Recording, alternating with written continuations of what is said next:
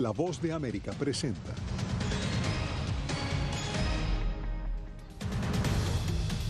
Declaran cese al fuego en la Franja de Gaza desde la madrugada de este viernes. Avances y retos en radiografía a la política migratoria tras 4 meses de la era Biden. Además, problemática de menores no acompañados alcanza a España y viene desde África. Y el Consulado de México en Miami abre sus puertas para vacunar incluso a quienes no son sus ciudadanos.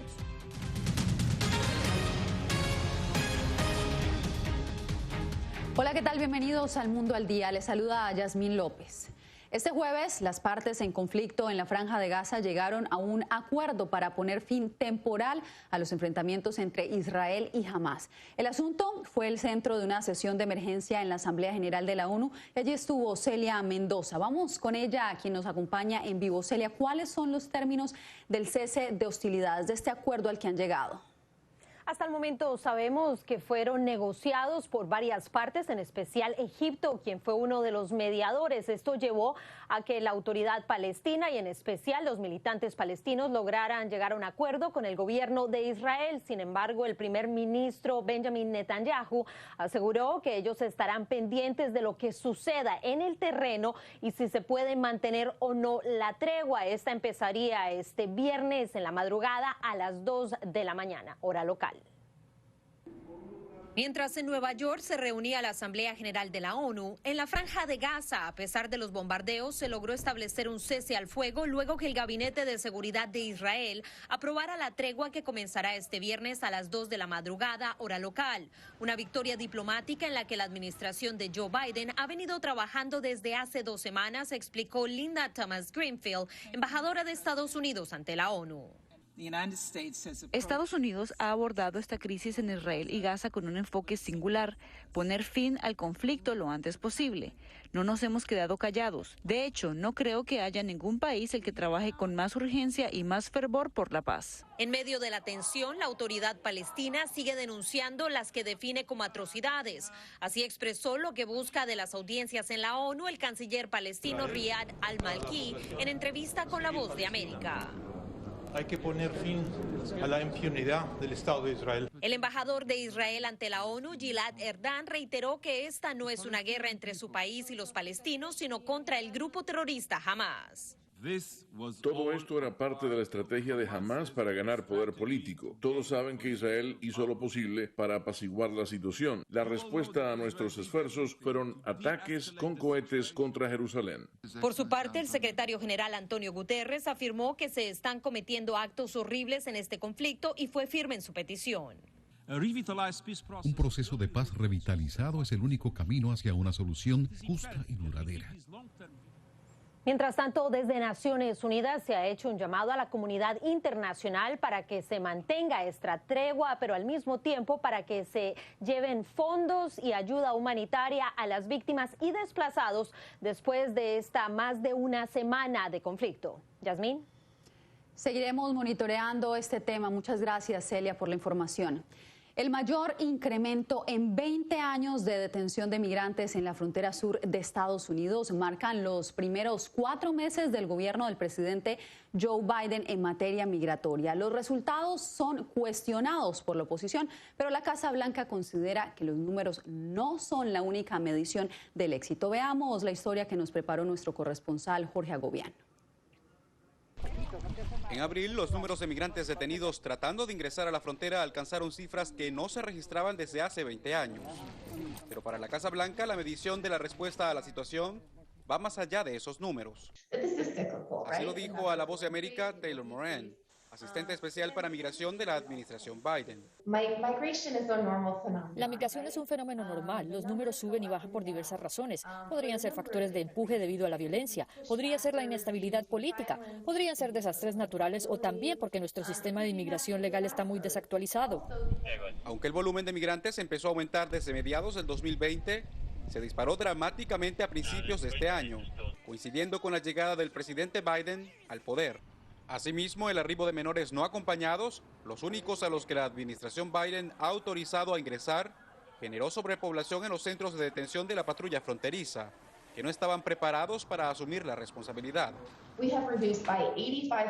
Hemos reducido en un 85% la cantidad de niños en instalaciones de la patrulla fronteriza y el tiempo que les toma salir de la patrulla fronteriza. Y además los niños no se quedan, en general, más de 72 horas. La estrategia de la Casa Blanca está enfocada en parte en combatir las raíces del problema en Centroamérica, algo que es acogido de manera bipartidista, pero la medición de resultados en la propia frontera es lo que genera duras críticas por parte de republicanos. La asistencia extranjera y el compromiso de Estados Unidos, bien orientados en la región, pueden ayudar a cambiar las condiciones con el tiempo, pero la crisis en la frontera es ahora. Más adelante retomaremos la información con nuestro corresponsal Jorge Agobián. Mientras tanto, la ola de migrantes que llega a España desde Marruecos ha conducido al país europeo a enfrentar una crisis sin precedentes por los cientos de menores no acompañados que han llegado al enclave del Ceuta. Desde Barcelona, Julia Riera nos informa. La ciudad autónoma de Ceuta recupera su ritmo tras unos días de plena convulsión. Todo empezó el pasado lunes, cuando unos 8.000 migrantes marroquíes y subsaharianos lograron cruzar la frontera que separa España de Marruecos.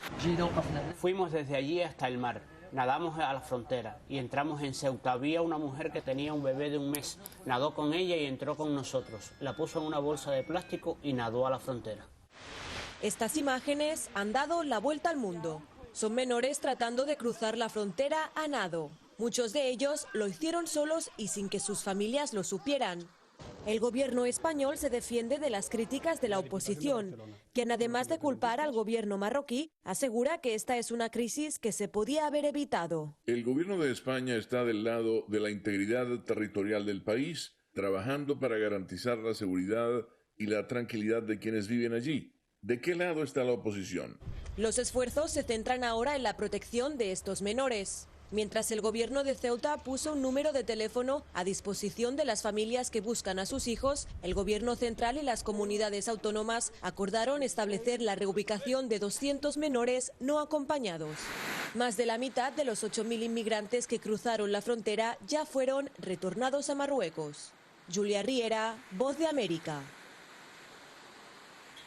En Guatemala, los estafadores están haciendo de las suyas con quienes desesperadamente buscan emigrar hacia Estados Unidos. Aprovechando su vulnerabilidad, los delincuentes les ofrecen visas de trabajo falsas. Eugenia Sagastume nos trae esta historia.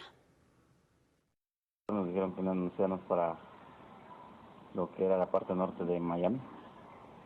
Se pagaron una cantidad de 3.500 quetzales. Este tipo de denuncias evidencia que los grupos de estafadores han reforzado sus acciones y ofrecen visas de trabajo falsas después de que el Departamento de Seguridad Nacional de Estados Unidos anunció el aumento de visas para el programa de trabajadores temporales no agrícolas H-2B. De ellas, 6.000 serán reservadas para ciudadanos de los países del Triángulo Norte. Las estafas oscilan entre 10.000 y 15.000 quetzales, unos $2.000, según testimonios de las víctimas, quienes relatan que a cambio de ese dinero les ofrecieron visas de trabajo y el traslado a Estados Unidos. El día que nos llamaron para recoger las acreditaciones para la embajada, ya no había nada de empresa, todo un inmueble vacío. Organizaciones que velan por los derechos laborales de los migrantes hacen urgentes esfuerzos para alertar y disuadir a los incautos y piden campañas informativas acerca del procedimiento correcto para optar a dichas visas y los derechos que tendrán. Líneas de ayuda para que la gente pueda llamar, ¿verdad?, y asegurarse antes de entregar su dinero a un reclutador inescrupuloso. El Ministerio de Trabajo de Guatemala ha reiterado que cuando se otorguen las visas, el proceso se hará directamente a través del Departamento de Movilidad Laboral, no con empresas reclutadoras externas, por lo cual piden a los guatemaltecos no dejarse sorprender. Eugenia Sagastume, Voz de América, Guatemala. ¿Autorizaría que su bebé participara en los ensayos clínicos de las vacunas contra el COVID-19? Les contamos quiénes lo han hecho después de la pausa.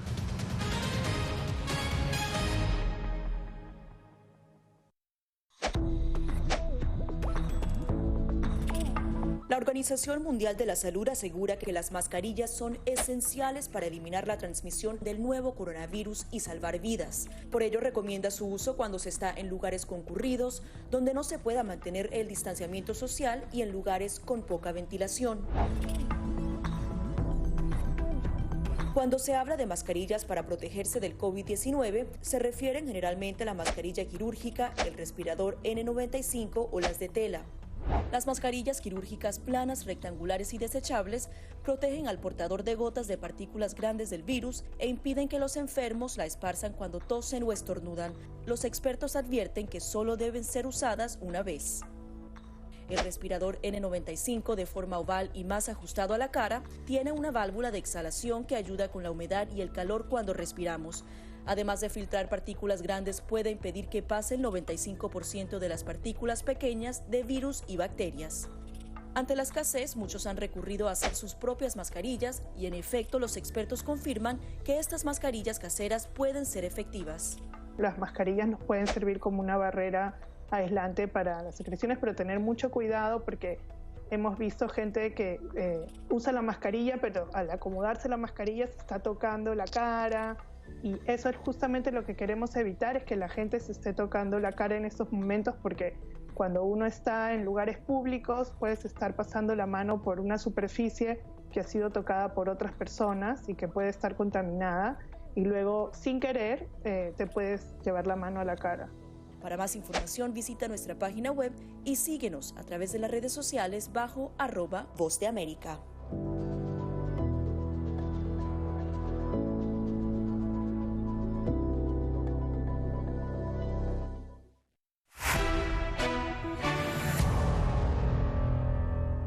Este jueves, el Consulado de México en Miami ofreció una jornada para que sus ciudadanos se vacunen contra el COVID-19. José Pernalete ha estado siguiendo este evento y lo saludamos a esta hora porque también otras personas han logrado obtener su vacuna. Cuéntanos, José, ¿cómo se ha desarrollado esta jornada? Así es, Jasmine, para el alivio de muchas comunidades que residen en el sur de Florida, las puertas de esta instalación diplomática estuvieron abiertas para quienes, incluso así no contaran con una prueba de residencia del estado de Florida, pudiesen acceder a resultar inmunizados. Se trata de la segunda oportunidad de esta jornada que posiblemente se vaya a desarrollar de manera semanal en las instalaciones del Consulado de México localizado acá en la ciudad de Miami. Lo cierto es que acudieron personas procedentes tanto de Venezuela, España, Ecuador, Perú, es decir, de diversas naciones de Iberoamérica se hicieron presentes en este llamado por parte del Consulado de México localizado acá en el estado de Florida para vacunar inicialmente a sus ciudadanos. Veamos el reporte. Mexicanos residentes en Florida acudieron a la sede del consulado de su país en Miami para colocarse la vacuna contra el coronavirus. Otra opción adicional para seguir ampliando el espectro de la inmunización estadounidense. Y para nosotros es muy importante que la gente esté viniendo a vacunarse, no solamente la mexicana, que obviamente es a quienes atendemos con prioridad, sin embargo esto está abierto a todas las nacionalidades y también obviamente con esta dosis Johnson que estamos aplicando hoy, pero también la invitación es porque en otras jornadas tenemos Pfizer y tenemos también Moderna. Para facilitar la aplicación de las dosis en la población, el estado de Florida ha dispuesto no exigir prueba de residencia en la jurisdicción y así facilitar la vacunación a personas indocumentadas. Los trabajadores agrícolas para nosotros son esenciales porque tienen esta movilidad, sus hijos también son esenciales y ahora que hay la posibilidad de que también se les pueda vacunar a los menores. El atractivo de esta jornada para muchos es que la fórmula aplicada solo requiere una dosis. Te puedes buscar hacer tu cita, pero aquí la facilidad es que pudimos tener la Johnson, que era la que mi esposo y yo estábamos buscando, una sola dosis y listo. Personas de otras naciones aprovecharon para vacunarse, pues reconocen que en sus países esta facilidad aún está distante. Sí, en otros lugares pues el acceso a la vacuna va más lento, pero bueno, cada uno procurar vacunarse lo más rápido que se pueda. Aquí o en otro lado, pero cuantas más vacunas mejor, más rápido saldremos de esta. Por cierto, está previsto que para este fin de semana esta oficina consular se desplace de manera operativa con vacunas hacia el suroeste del condado de Miami-Dade en las zonas rurales para asistir a las personas que trabajan en el campo y que no pueden desplazarse hacia la ciudad. Yasmin. Gracias, José, por tu reporte. Bien, y en Houston, un bebé se convirtió en uno de los primeros en Estados Unidos en recibir la vacuna contra el COVID-19, como parte de la investigación que pone a prueba la seguridad de la fórmula de Pfizer para bebés mayores de 6 meses. Arnaldo Rojas entrevistó a la madre de este pequeño. Con 16 meses de nacido, Nathan Galván ha pasado la mayor parte de su vida en medio de las restricciones impuestas por la pandemia. Pero eso pudiera cambiar pronto para él, luego de haberse convertido en uno de los participantes de un ensayo clínico que prueba la eficacia y seguridad de la vacuna de Pfizer contra el COVID-19 en menores de hasta 6 meses. Nos mantuvimos al día con los datos, nos mantuvimos al día con la investigación, así que me sentí muy cómoda haciéndolo. Siendo médico de profesión, la doctora Tao Galván reconoce la importancia del ensayo clínico al que enlistó al más pequeño de sus hijos, con quien dejó de interactuar por espacio de 2 meses al inicio de la pandemia ante el temor de llevar el virus a casa después del trabajo. Y entonces, si puedo ofrecerte un medicamento que sea milagrosamente efectivo, simple y muy seguro, ¿por qué no harías nada para proteger a tus bebés? La doctora guatemalteca Flor Muñoz lidera la investigación, cuya primera fase concluye a finales de este mes. Es la fase 1, en donde se busca la dosis más adecuada, quiere decir que es la dosis que da mayor protección con mayor seguridad, sin tener efectos adversos, ¿no? Asegura que hasta ahora la investigación ha transcurrido sin complicaciones y, para su sorpresa, recibió más padres dispuestos a participar en comparación con los cupos que tenían disponibles. Y eso es muy alentador, porque la verdad es que necesitamos la vacuna para los niños. Anticipa que la segunda y tercera fase del ensayo clínico se desarrollará de manera paralela a partir de junio, con miras a tener conclusiones para finales del año. Arnaldo Rojas, Voz de América, Houston. Miles de restaurantes se vieron severamente impactados durante la pandemia, pero el regreso a la normalidad los está poniendo frente a nuevos retos, como nos cuenta Laura Sepúlveda desde Nueva York. Más de 110,000 restaurantes se vieron sin opciones durante 2020 y así tuvieron que cerrar sus puertas, revelaron cifras de la Asociación Nacional de Restaurantes. Ahora, cuando las medidas de control de pandemia se relajan y al menos en Nueva York ya se puede llegar a un 100% del aforo, la industria enfrenta nuevos retos, según cuenta Jamie Greenberger de Safety.com.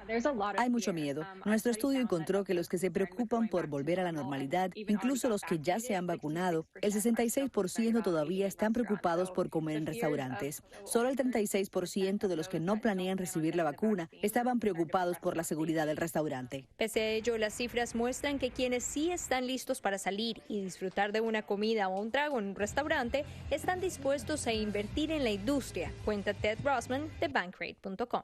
La oficina del censo anunció las cifras de ventas minoristas de abril la semana pasada. Los bares y restaurantes fueron en realidad los que más ganaron en ese informe. Siento que está creciendo mucho la demanda, especialmente de servicios como salir a comer, viajar. Servicios que sin duda están ávidos de este repunte, pero no necesariamente listos. Cedric Sanders, manager de Taralucci e Vino en Nueva York, se refiere a otra dificultad que enfrentan. Simplemente hay una falta de personas en la fuerza laboral en este momento. Hemos realizado algunos eventos de contratación y simplemente no ha habido mucha gente que haya estado en la fuerza laboral en busca de trabajo. Lo que atribuye a que muchas personas que perdieron su trabajo a consecuencia de la pandemia en el sector alimentario se vieron obligados a migrar a otras industrias y, dadas las circunstancias, parecería que encontraron mayor estabilidad que la que ofreció este sector, que por un año se vio altamente limitado en su capacidad y servicio. Laura Sepúlveda, Voz de América, Nueva York. Bien, y 7 profesionales médicos fueron acusados por la muerte del futbolista argentino Diego Armando Maradona. Tras 6 meses de su muerte, todos ellos, quienes presuntamente estuvieron con el astro del fútbol previo a su muerte, son investigados por la Fiscalía de San Isidro, Argentina, por el delito de homicidio simple con eventual intención. El juez prohibió a los procesados salir del país. Si son declarados culpables, los 7 acusados podrían enfrentar una pena de entre 8 y 25 años de prisión. En breve, a causa de la violencia de género, más mujeres mueren en Nicaragua.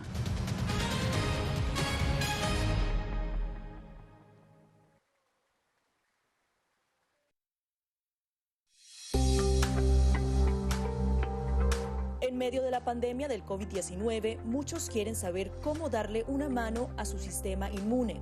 El que va realmente a combatir el coronavirus es nuestro sistema inmune, que es nuestro sistema de defensas que va a luchar contra el virus cuando aparezca. Aquí te damos 5 consejos sencillos para mantener tu sistema inmunológico funcionando de manera óptima. Consume una dieta rica en frutas y verduras que incluya alimentos con un alto contenido de vitaminas A, B, C, D y E, así como los minerales hierro, zinc y selenio. Una alimentación saludable reduce el riesgo de adquirir enfermedades crónicas, también reduce la probabilidad de depresión y ansiedad. No solo mejora tu perfil cardiovascular, sino que también reduce la presión arterial y ayuda a controlar el peso. La OMS recomienda unos 30 minutos al día, incluso repartidos entre 3 sesiones. Muchos entrenadores ofrecen ahora cursos en línea, a veces incluso gratis. Mientras dormimos, se reparan las células, se eliminan las toxinas, se procesa la información y se fortalece nuestra memoria. Para la mayoría de las personas, de 6 a 9 horas de sueño son suficientes. Lávate las manos con frecuencia, por lo menos durante 20 segundos. Asegúrate de hacer el proceso bien, frotando todas las partes de ambas manos y muñecas. Las antibacteriales funcionan mejor si contienen un alto porcentaje de alcohol. Las funciones metabólicas dependen del agua. Consume alimentos ricos en agua como frutas, verduras y sopas. El té y el café son diuréticos, así que no cuentan en la dosis.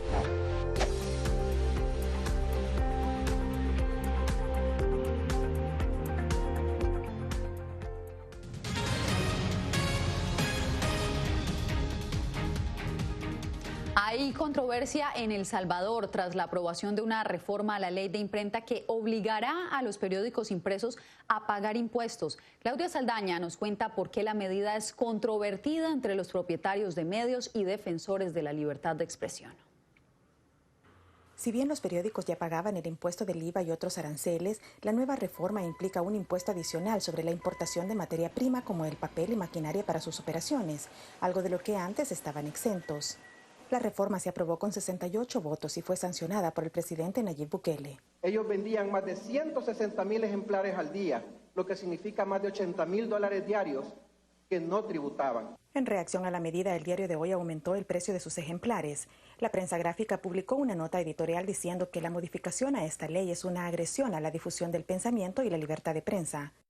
La Asociación de Periodistas de El Salvador considera que la reforma viola principios de libertad de expresión, como los contemplados por la Relatoría Especial de la OEA. La aprobación de este nuevo gravamen se enmarca dentro de esta política, digamos, de ir presionando, de ir confrontando con las empresas tradicionales. No es la primera vez que se intenta, sino que también otras administraciones lo hicieron. Por su parte, Diario El Salvador, un periódico que abrió operaciones en 2020, nació bajo el lema de pagar todos los impuestos, aunque no estuvieran obligados a tributar. La exención era un tema legal y vigente, pero que de manera voluntaria Diario El Salvador no la asumió. La libertad de prensa se garantiza de otras formas, no necesariamente con una exención de impuestos. Es decir, hay plena libertad. El tema no deja de llamar la atención en el ámbito internacional. Incluso se ha comparado la situación salvadoreña con la de otros países que han coartado la libertad de expresión con mecanismos similares. Claudia Saldaña, Voz de América, El Salvador. Y mientras tanto, aumenta la violencia contra las mujeres en Nicaragua. Donaldo Hernández nos informa que en lo que va corrido del año, 23 de ellas han muerto víctimas de feminicidio. De acuerdo con el observatorio de la Organización Católicas por el Derecho a Decidir, solo en los 5 primeros meses del año ya suman 23 mujeres las víctimas de feminicidio en Nicaragua. La socióloga y feminista María Teresa Blandón denuncia que en el país no se han creado las condiciones para prevenir la violencia y defender la integridad de las mujeres. Un Estado que no asume la responsabilidad de proteger a las víctimas de la violencia machista. Entonces, tolerancia social e impunidad serían como los dos factores que explican la persistencia de la violencia contra las mujeres, contra las niñas, contra las adolescentes. El gobierno del presidente Daniel Ortega opina distinto. El diputado Carlos Emilio López explica que si bien es cierto las mujeres siguen siendo víctimas de la violencia, las autoridades tienen una estrategia para cambiar este comportamiento. Atender a las víctimas de violencia, es decir, una atención psicológica, social, integral a las mujeres que sean agredidas y por otro lado sancionar. Las organizaciones que defienden los derechos de las mujeres aseguran que solo con un cambio democrático en Nicaragua hay esperanzas de lograr sus demandas. Mientras tanto, señalan los esfuerzos de los que habla la presidencia son solo palabras. Donaldo Hernández, Voz de América, Managua. El espíritu innovador llevó a un grupo de científicos a fabricar huesos alternativos para el cuerpo humano. Quédese con nosotros para saber cómo lo hicieron.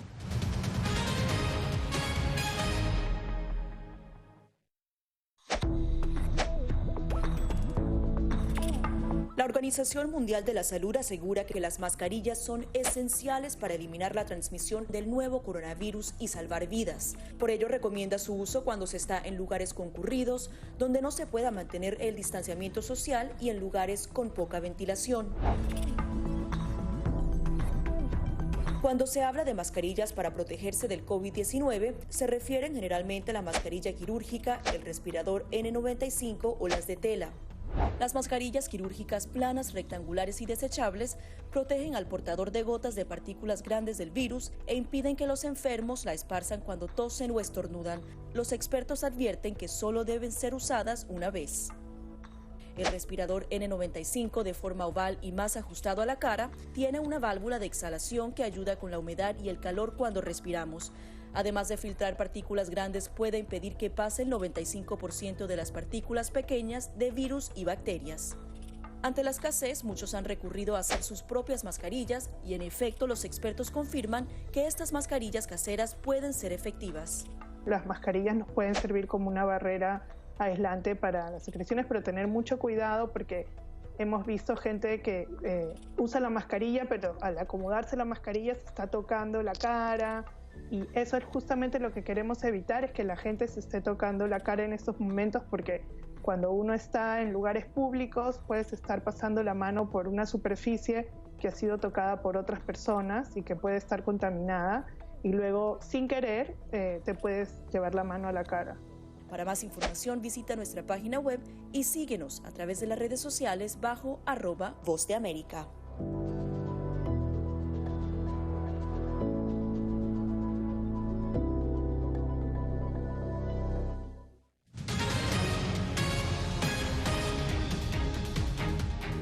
Estas son buenas noticias para quienes han sufrido lesiones en sus huesos. Alonso Castillo entrevistó al creador de un novedoso método que crea huesos casi iguales a los naturales y revolucionará los procesos de recuperación.